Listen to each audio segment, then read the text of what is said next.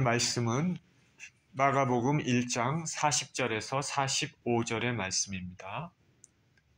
마가복음 1장 40절에서 45절의 말씀 같이 한 목소리로 읽습니다. 시작.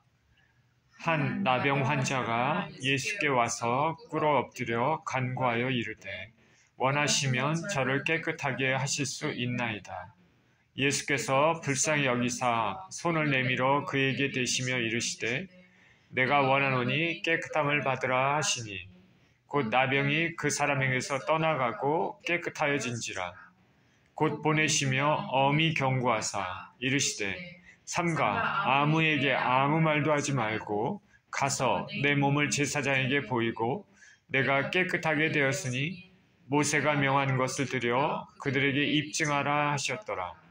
그러나 그 사람이 나가서 이 일을 많이 전파하여 널리 퍼지게 하니 그러므로 예수께서는 다시는 드러나게 동네에 들어가지 못하시고 오직 바깥 한적한 곳에 계셨으나 사방에서 사람들이 그에게로 나아오더라. 아멘.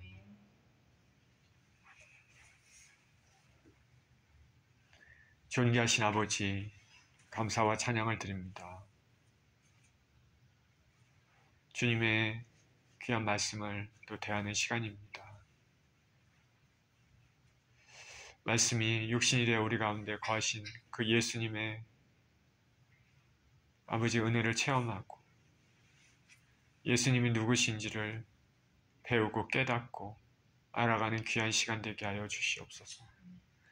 감사를 드리며 우리 주 예수 그리스도 이름으로 기도합니다. 아멘.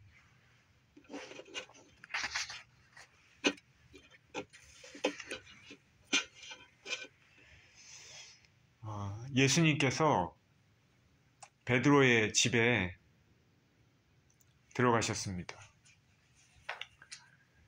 베드로 집에서 같이 살고 있었던 베드로의 장모가 열병으로 침상에 누워있는 것을 보시고 그 열병을 꾸짖고 열병을 고치셨습니다.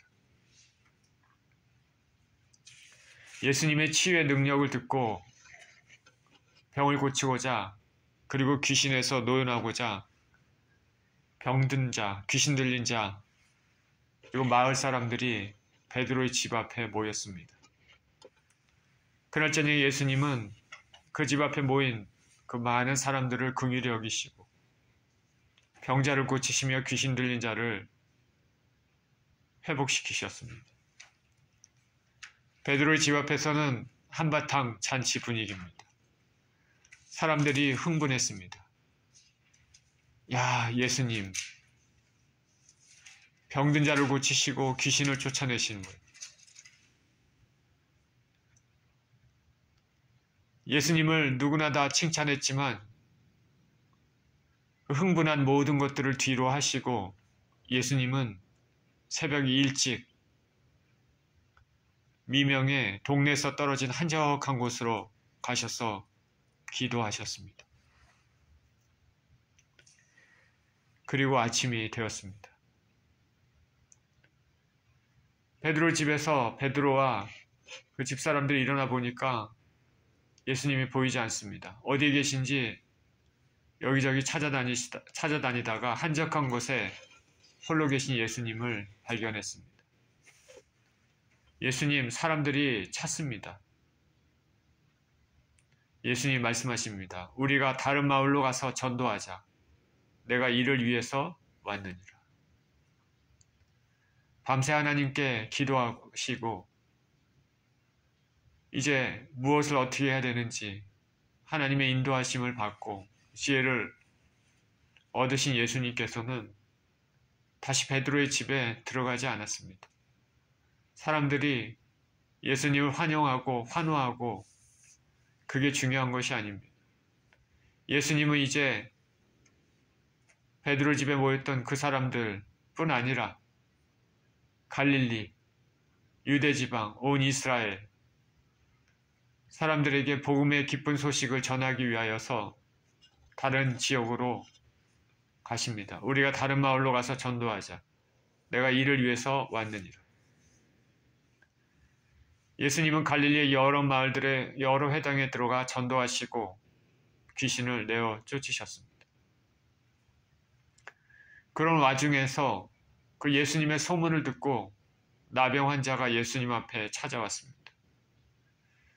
본문 40절입니다. 한 나병 환자가 예수께 와서 꿇어 엎드려 간구하여 이르되 원하시면 저를 깨끗하게 하실 수 있나이다. 예수님의 전도 여행 가운데 소문이 많이 퍼졌죠. 나병 환자도 그 소문을 분명히 들었을 것입니다. 이 나병 환자가 예수님께 나왔습니다. 무릎을 꿇어 엎드립니다. 예수님 앞에 계신데 예수님 앞에 달려가서 무릎을 꿇습니다. 그리고 엎드립니다. 원하시면 저를 깨끗게 하실 수 있으십니다. 이 나병 환자의 어떤 마음, 간절한 마음이 우리가 느껴질 수 있는 것이죠. 나병 환자는 두 가지 생각을 하고 있었을 것입니다. 예수님께 가면 내 병이 나을 수 있다. 예수님께 가면 내 병이 나을 수 있다. 예수님께 가면 나의 이 고통과 괴로움이 회복이 치료가 될 수 있다. 예수님께 가면 내 삶에 이 일이 얽히고 절이 얽힌 이거 내가 어떻게 하지 못하는 이거 하나님 예수님께서 하실 수 있다. 믿음이 있습니다. 그리고 예수 그리스도께서는 나같이 부정한 자, 지저분한 자, 사람들 앞에 부정하다 사람들과 같이 지내지도 못하는 이런 사람들도 내치지 않으시고 받아주신다. 그런 마음을 가지고 있었습니다. 정확히 예수님에 대해서 알고 있는 것이죠. 이 세상에 어떠한 더럽고 악한 죄를 지었을지라도 주님 앞에 정말 회개하고 내가 정말 죽을 수밖에 없는 죄인이라는 것을 뼈저리게 느끼고 우리 주님 앞에 나가는 자들은 누구나 다 예수님은 받아주시는 것입니다. 이 사람은 나병 환자입니다. 나병이 무엇일까? 나병은 광범위한 피부병을 지칭하는 병의 이름으로 사용됐습니다. 그러니까 나병이라는 것은 우리가 잘 아는 극심한 아주 그런 병이 있죠. 문둥병, 한센시병이라고 하는데 이런 병뿐 아니라 피부와 모발에 심한 이상이 있는 피부 질환까지 모든 걸 포함합니다. 근데 우리가 본문에서 이 나병 환자를 보면 그 일반적인 피부병은 아닌 것으로 보여집니다. 왜냐하면 뒤에 45절에 보면 병이 나은 것에 감격해서 많은 사람들에게 전파했다 말했기 때문에 일반적인 피부병이면 그 파급력이 그렇게 크지 않았을 것입니다. 나병같이 한센시병, 문둥병 같은 그런 분명한 그런 병이었을 것입니다. 이 문둥병은 증세에 따라 여러 가지로 나눌 수 있다고 하는데 문둥병은 신경세포를 하나하나 파괴가는 질병입니다. 병에 걸리면 감각을 잃습니다. 뜨거운 것에 닿아도 감각이 없기 때문에 느끼지를 못합니다. 삶을 곪아서 떨어져 나갑니다. 이거는 제 개인적인 얘기지만은 제가 대학 들어갔을 때 1학년 되었을 때 어떤 이유인지 몰라도 얼굴에 여드름이 아주 너무나 심하게 났습니다. 그 밖에 돌아다닐 또 학교 다닐 때도 참 어떻게 하지 못할 정도로 심했습니다. 지하철 타면 사람이 제 얼굴을 이렇게 쳐다보면서 무슨 일이 있나 정도였습니다. 고생을 하다 보니까 저희 어머님이 어떻게 나병 환자 지금 기억이 잘 안 납니다. 경기도 어디 근방인데 나병 환자들이 있었던 데로 유명한 데로 거기 가면 무슨 연고가 있더라 해갖고 데리고 갔던 그런 기억이 있습니다. 저는 나병 환자를 직접 보지는 못했지만 이 나병 환자는 이렇다고 합니다. 뜨거운 것에 닿아도 감각이 없기 때문에 느끼지를 못한다. 살이 곪아서 떨어져 나간다. 뜨거워도 뜨거운 것을 모른다는 것이죠. 살이 다 타도 모른다는 것입니다. 손가락과 발가락이 떨어져 나가고 마침내는 손 전체와 발 전체가 떨어져 나갑니다. 처음에는 작은 반점이 생기고 그것이 썩어져 가면서 고름이 생깁니다. 얼마 안 가서 눈썹 빠지고 성대는 거칠어지고 호흡이 가빠져서 손과 발이 썩어 들어가고 차츰 온몸에 퍼져나가고 마지막에는 뇌까지 병균이 침투해서 정신적인 장애, 혼수 상태가 이어지다가 결국에는 사망하게 된다는 병입니다. 참 무서운 병이죠. 예수님 당시에 이 병이 걸렸다 그러면 사망 선고와 마찬가지가 되겠죠. 그러니 이 병을 가진 사람은 그 삶이 어떻겠습니까? 이 병은 20년 내지 30년간 지속되면서 천천히 죽어가는 병입니다. 일단은 육체적 고통뿐 아니라 사회적으로도 고통스러운 병입니다. 왜냐하면 성경에는 레위기 13장 45절 46절에는 이렇게 쓰였습니다. 나병 환자는 옷을 찢고 머리를 풀며 윗입술을 가리고 외치기를 부정하다 부정하다 할 것이요. 병 있는 날 동안은 늘 부정할 것이라. 그가 부정한 즉 혼자 살되 진영 밖에서 살지니라. 나병 환자는 가족과 살지 못합니다. 사회와 어울려 있지를 못합니다. 격리돼서 홀로 모든 커뮤니티하고 격리돼서 홀로 살아야 되는 것이죠. 아니면은 같은 나병 환자들끼리 모여서 살 수도 있겠지. 육체 고통과 더불어 정신적인 고통, 외로움도 같이 있는 병입니다. 옷을 찢고 머리를 풀어 윗입술을 가리고 부정하다 부정하다. 참으로 암담한 상태고 비참한 상태입니다. 요즘 한국, 아까 제가 기도도 드렸지만은 한국 뉴스를 보면 나이 들어서 가족으로부터 버림받고 사업 실패하고 쪽방 같은 데서 외롭고 병들고 가난하게 마지막을 지내는 사람들의 이야기가 자주 나옵니다. 혼자 살다 보니까 그 죽은데 시간이 지나서 발견되는 경우도 있다고 합니다. 참 마음이 좀 무거운 뉴스죠. 우리는 알지 못하지만 이 아틀란타에도 그런 사람들이 있는지, 그런 한인들이 있는지 모르겠습니다. 우리 주위에 고통받는 사람이 없는지 우리는 생각해 보아야 할 것입니다. 본문의 나병 환자의 삶은 처참했을 텐데 이 나병 환자는 이와 같이 육체도 고통을 당하고 사회적으로부터 격리가 될 뿐만 아니라 구약에 보면 나병을 하나님의 심판으로 구약을 통해서 여겨졌던 그런 사회였습니다. 나병은 죄 때문에 생긴 병이라는 인식이 퍼져 있었습니다. 우리 성경에 보면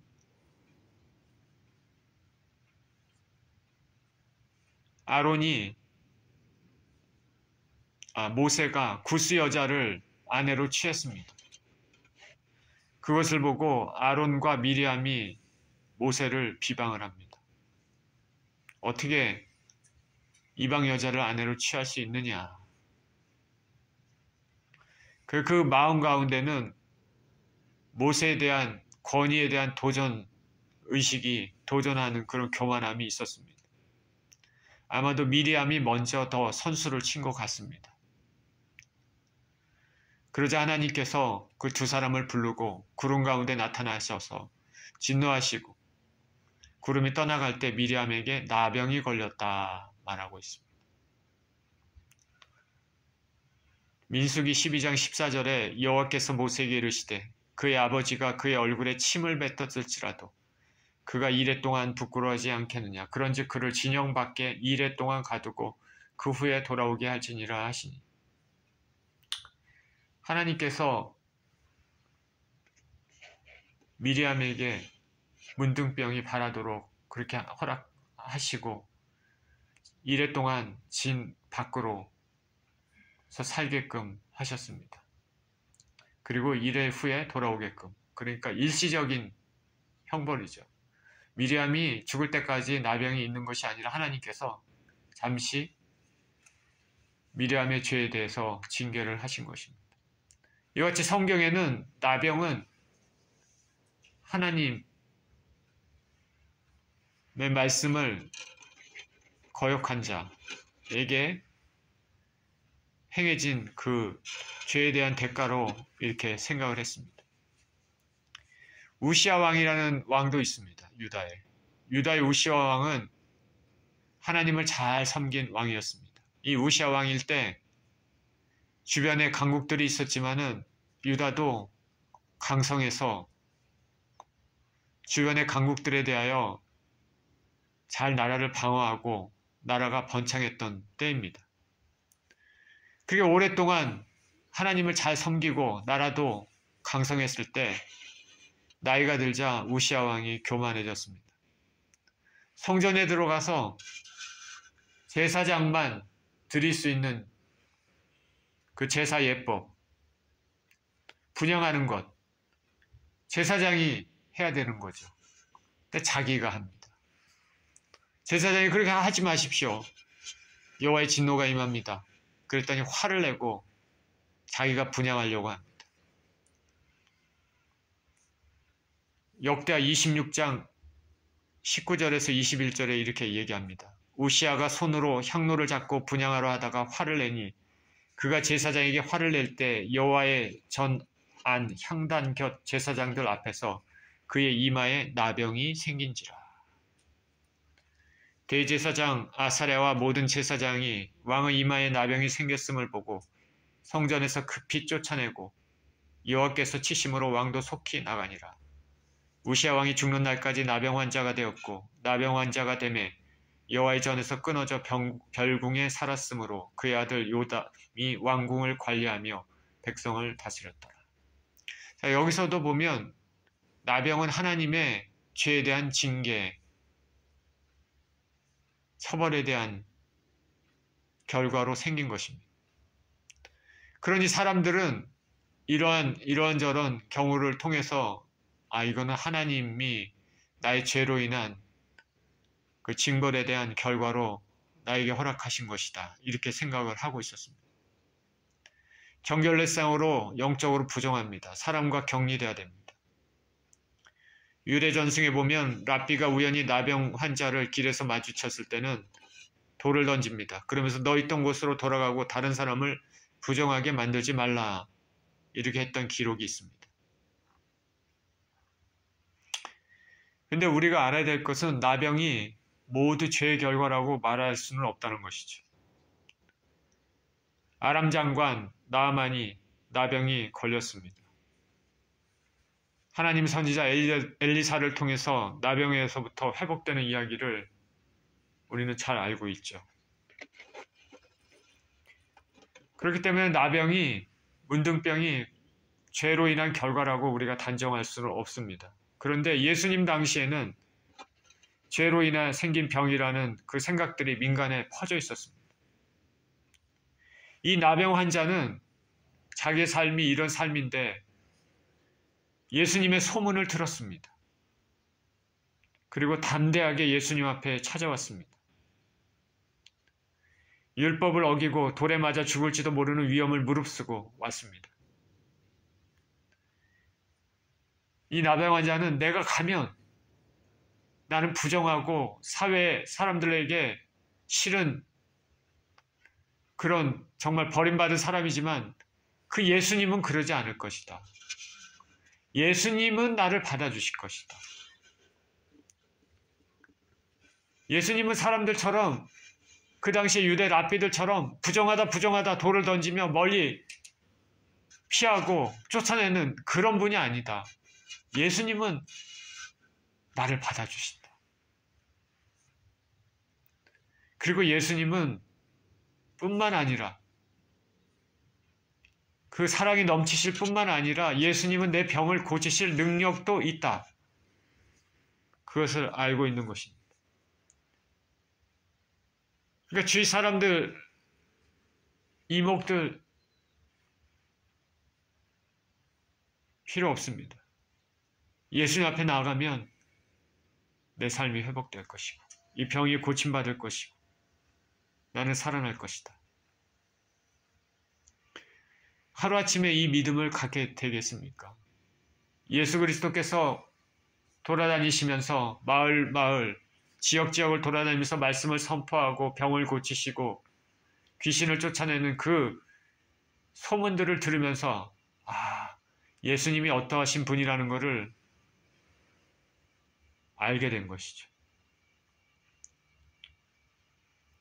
이와 같이 듣는 것은 매우 중요합니다. 믿음은 들음에서 난다고 바울은 로마서에서 말했습니다. 저와 여러분은 말씀을 자주 들어야 됩니다. 말씀을 자주 읽고 접해야 됩니다. 이 나병 환자는 예수님 앞에 꿇어 엎드려 겸손하게 간구했습니다. 원하시면 저를 깨끗게 하실 수 있습니다. 원하시면 저를 깨끗게 하실 수 있습니다. 자, 나를 고쳐주십시오. 이렇게 얘기하지 않고 원하시면 저를 깨끗게 하실 수 있으십니다. 겸손한 모습으로 주님 앞에 나갔습니다. 자신을 과대 포장하게 대단한 사람처럼 포장하면서 나간 것이 아닙니다. 아람의 나아만 장군이 처음에는 교만한 마음으로 엘리사 앞에 갔지만 고침을 받지 못했지만 결국 겸손한 마음으로 하나님의 종을 대했을 때, 다시 말해서 하나님 앞에 나갔을 때 결국에는 그 나병에서 노임을 받은 것이죠. 저나 여러분이야 우리 주님 앞에 나갈 때는 겸손하게 나가야 됩니다. 교회에서 예배를 드릴 때, 개인적으로 기도할 때 겸손해야 되죠. 딱딱한 마음을 가지면 안 됩니다. 오늘날 교회에 많은 사람들이 모이겠지만은 교양이 넘쳐서 아주 멋지게 하고 다니고 사람들에게 나이스하게 보이지만은 친절하게 보이지만 그 마음이 교만하고 딱딱한 사람들이 있습니다.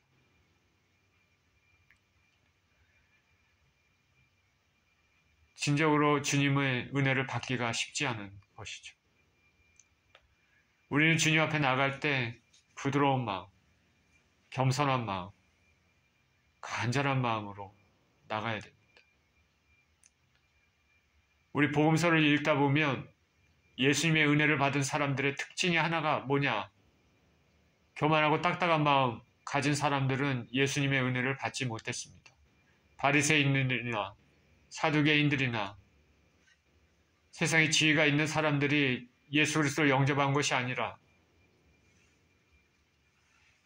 오직 예수님 외에는 나에게 희망이 없다고 믿고 있던 창녀들, 세리들, 병자들, 사회 약자들, 그런 사람들이 예수님 앞에 깨어진 마음으로 나갔습니다. 그럴 때 하나님의 은혜가 부어지는 것입니다. 그리고 예수님 앞에 나갈 때는 믿음으로 나가야 됩니다. 여기 보면 원하시면 이라고 얘기합니다. If you willing, 원하시면. 믿음의 표현, 고백입니다. 예수님이 허락하면 병이 나을 수 있다는 그런 믿음입니다. 히브리서 11장 6절에 믿음이 없이는 하나님을 기쁘시게 하지 못하나니 하나님께 나아가는 자는 반드시 그가 계신 것과 또한 그가 자기를 찾는 자들에게 상 주시는 이심을 믿어야 할지니라. 믿음은 하나님이 주시는 선물이기도 하지만 자신도 은혜 받고자 하는 그런 의지가 있어야 되는 것입니다. 우리가 믿음이 잘 생기지 않아도 끝까지 기도해야 되는 것입니다. 성경은 우리의 믿음을 통해서 하나님께서 영광을 받으신다 말씀하고 있기 때문에 그렇습니다. 41절입니다. 예수께서 불쌍히 여기사 손을 내밀어 그에게 대시며 이르시되 내가 원하노니 깨끗함을 받으라 하시니 곧 나병이 그 사람에게서 떠나가고 깨끗하여진지라. 예수님께서 나병 환자의 고통을 보시고 불쌍히 여기셔서 손을 대셨습니다. 불쌍이라는 것은 filled with compassion입니다. 긍휼히 여기는 마음입니다. 그리고 손을 대셨습니다. 나병 환자에게 손을 댄다는 것은 정결례상으로 부정을 입게 됩니다. 병을 또 옮길 수도 있습니다. 유대인들은 나병 환자가 집안에 들어서는 경우에는 그 집에 있는 모든 것이 부정하게 되는 것으로 간주할 만큼 의식법에 철저했습니다. 그렇기 때문에 예수님의 이런 진정한 사랑이 아니면 직접 손을 대는 것은 불가능합니다. 과거 한국의 신실한 종이었던 손양원 목사님이라는 분이 계시지 않습니까? 이분은 진짜 하나님의 종입니다.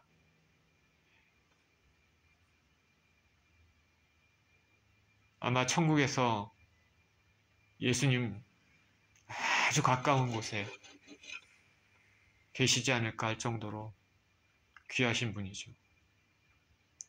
평생에 예수님의 사랑을 나눴던 분이고 나병 환자에게 손을 대고 고름을 빨아내고 그들을 보살폈다는 것을 우리가 잘 아는 사실입니다. 예수님은 나병 환자의 손을 댈 때 그런 위험을 관여치 않으셨습니다.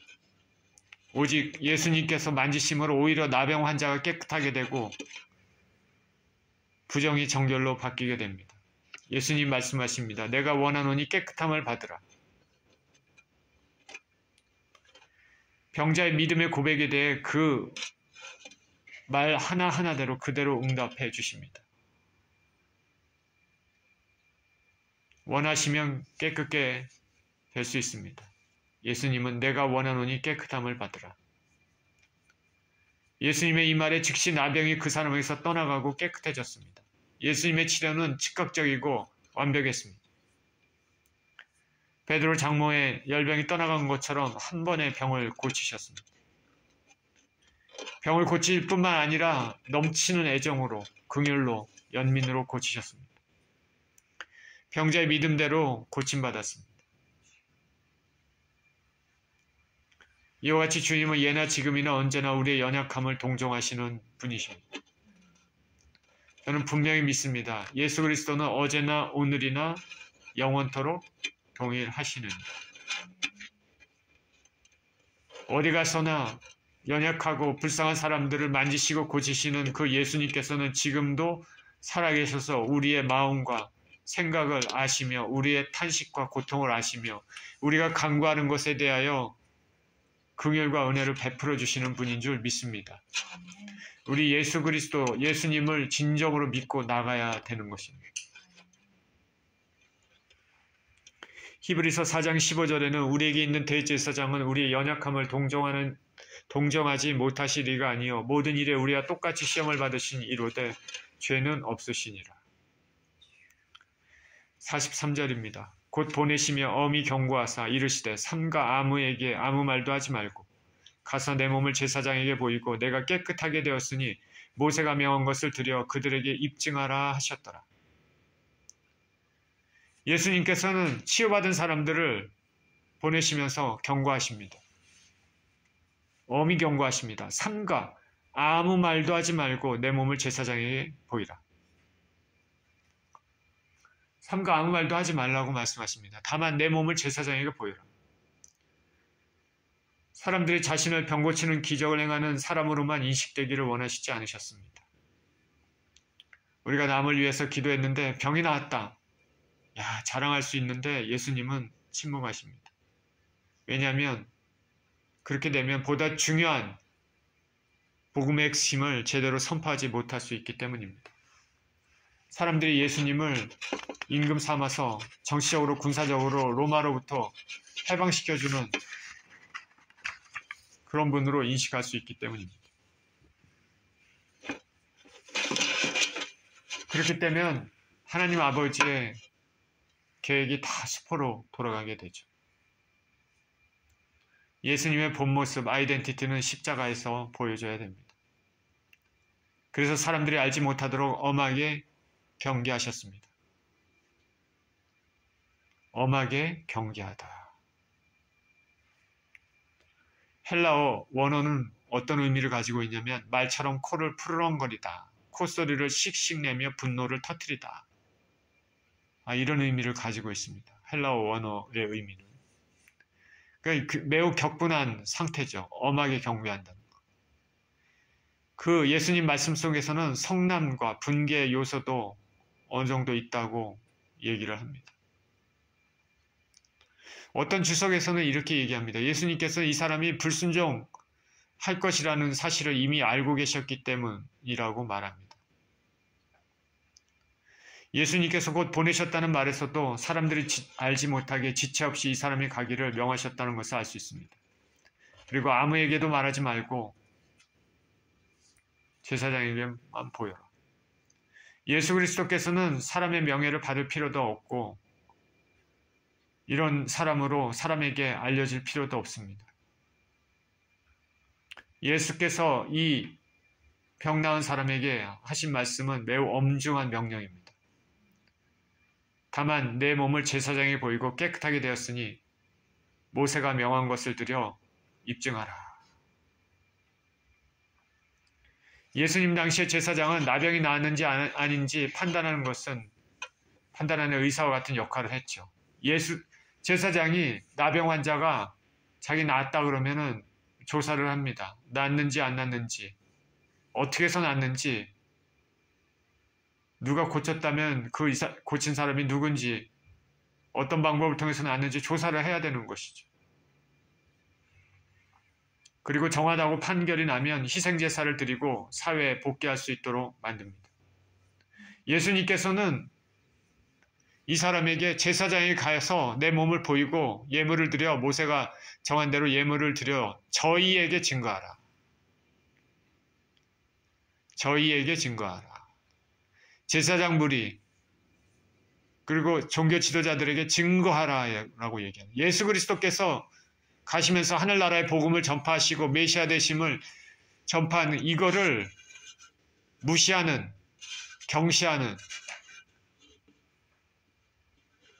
믿지 않는 그 종교 지도자 무리에게 전파하라는 것이죠. 제사장은 이 사람이 이름이 뭔지, 처음부터 나병이 있었는지, 지금 나았다면은 언제 어떻게 누구에 의해서 나았는지 확인하고 조사한 다음에 나은 것에 대해서 선포하고 제사를 드리고 사회에 복귀시키고 그 다음에 그 모든 그 조사 기록을 상부에 보고하고 또 그러겠죠. 저희에게 증거하라. 예수 그리스도께서는 율법을 무시하지 않으셨습니다.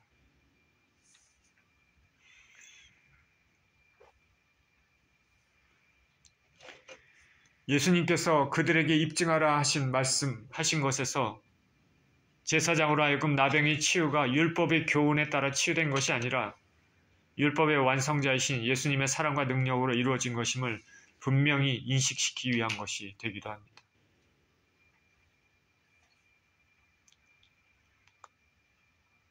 병이 나았는데 병이 나은 것도 중요하지만 그 병을 고치신 분이 누군가를 아는 것이 더 중요합니다. 우리가 은사를 받았다면 그 귀한 은사가 너무나 중요한 것이지만은 더 중요한 것은 누가 그 은사를 주었느냐가 더 중요한 것이죠. 포커스는 예수 그리스도입니다. 저와 여러분이 항상 신앙생활할 때 명심해야 될 게 하나님께만 영광을 드려야 되는 것입니다. 내가 드러나고 내 자신이 드러나는 것이 아니라 예수 그리스도가 드러나야 되는 것입니다. 우리가 선행을 만약에 한다 하더라도 예수 그리스도 이름으로 해야 되는 것입니다.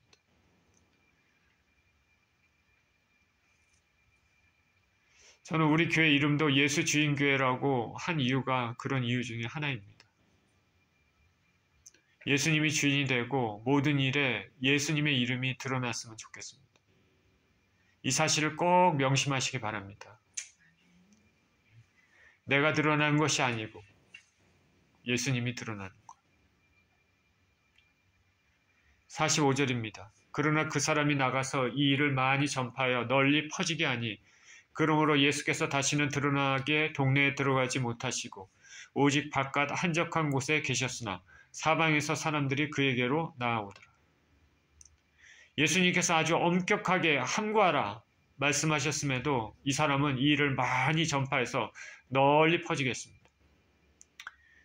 자, 이 사람은 인간의 본성대로 행동했습니다. 어쩌면 지금까지 억압받고 있던 나병에서 해방된 기쁨을 억제하고 숨긴다는 것은 참 쉽지 않은 것으로 이해가 될 수도 있습니다. 너무 기뻐서 많이 전파했습니다. 예수님께서 엄중하게 경고했음에도 불구하고 막 전파했습니다. 결과가 어떻게 됐습니까? 그러므로 예수님께서는 다시는 드러나게 동네에 들어가지 못하셨다 말합니다. 말씀 전파, 복음 전파 사역에 방해가 됐습니다. 예수님 생각대로 문제가 생긴 것입니다. 이런 일이 생길 줄 아시기 때문에 이 사람한테 엄히 경고하신 것입니다. 이 고침받은 사람은 신비한 체험에 집착해서 예수님 사역에 오히려 걸림돌이 됐습니다. 사람들은 이 사람이 한 말로 극도로 흥분했을 것입니다. 이제 사람들이 예수님 하면 예수님이 이적 행하신 것에 온 정신을 빼앗길 수 있습니다. 그러다 보면 정작 중요한 예수님의 메시지, 하늘나라의 복음에 대해서는 귀 기울이기가 어려워집니다.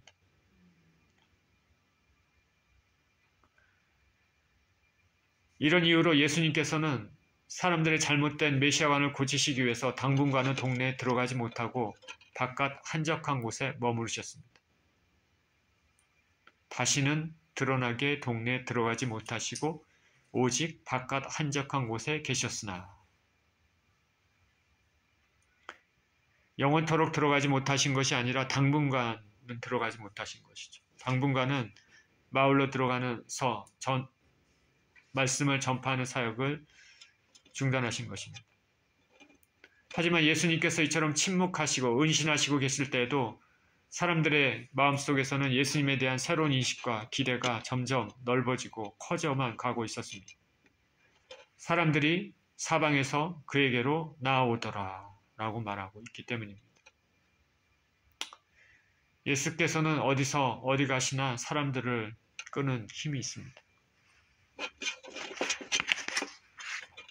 이처럼 밖에 한적한 곳에서 계실 수밖에 없었지만 어떻게 사람들이 알고 그곳으로 찾아왔습니까?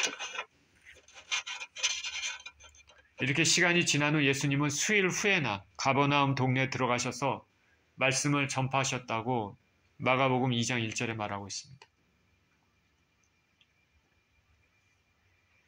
예수님은 치유받은 사람의 침묵 명령에 대한 불순종으로 인해 복음 사역에 방해를 받았습니다.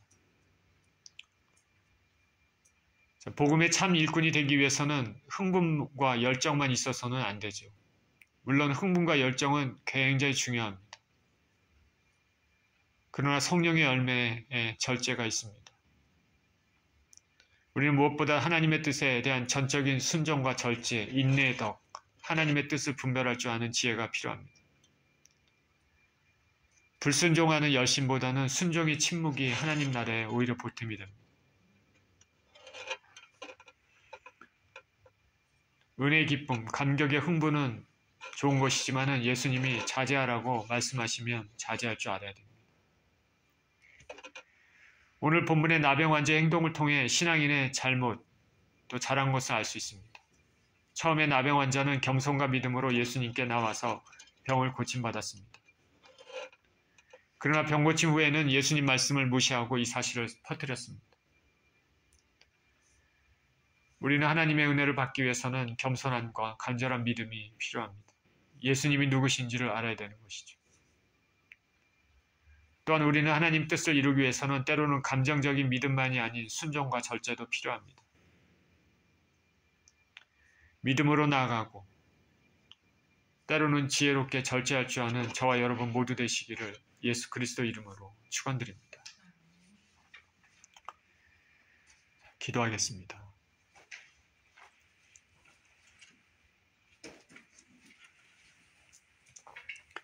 하나님 아버지 감사합니다. 예수 그리스도께서는 그 절망적인 나병 환자의 아버지는 간절한 기도와 소망에 응답하시고 그를 고치셔서 그의 삶을 회복시키시고